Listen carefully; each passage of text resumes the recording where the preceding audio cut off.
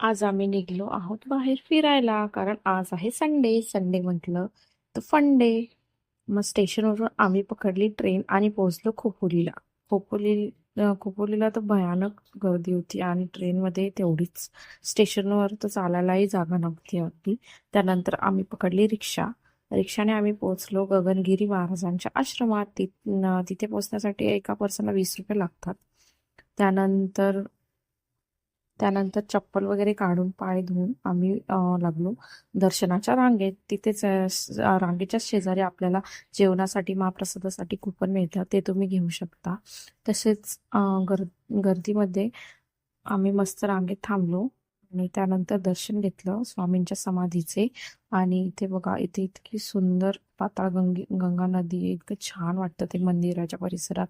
खूप खूप छान वाटतं. त्यानंतर ध्यानधारणेच्या ठिकाणी थोड्या वेळ बसलो, तसेच जेवण केलं आणि बाहेरचा परिसर बघण्यासाठी बाहेर पडलो. तर पावसाला काय ते मान्य नव्हतं, लगेचच पाऊस आला.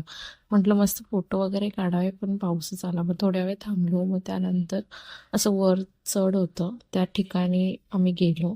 मस्त असं चढीने चढत चढत गेलो तर वरती मस्त गोशाळा होती. ही बघा आमची कशी गायांना मस्त चारा देते. तिच्या पप्पांवाने तिला गायांना चारा पाणी करायला फार आवडतं. शेवटी गावचीच आहे ना ती पण. मग त्यामुळे नंतर आम्ही वरती एक गुफा होती, पण तिथे काय जाऊ शकलो नाही कारण आम्हाला झालं होतं लेट. त्यामुळे आम्ही रिटर्न खाली खाली निघलो. गुफा त्याच्या वरती आहे अजून. म्हटलं अजून 1-2 तास लागतील, त्यापेक्षा आम्ही रिटर्न आलो.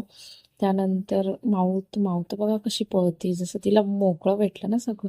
त्यामुळे नुसती धो धो पळत होती इकडे तिकडे. मी शेवटी थकली दमली, त्यामुळे पप्पाने तिला खांद्यावर उचलून घेतली. तर सगळ्यांना बाय. येताना मस्त भेळ खाल्ली ट्रेनमध्ये. मस्त निसर्गाचा आस्वाद घेते बघा. निसर्ग, वाव काय सुंदर निसर्ग. सगळ्यांना माझा ब्लॉग आवडला असेल. भेटूया पुढच्या ब्लॉगमध्ये. बाय.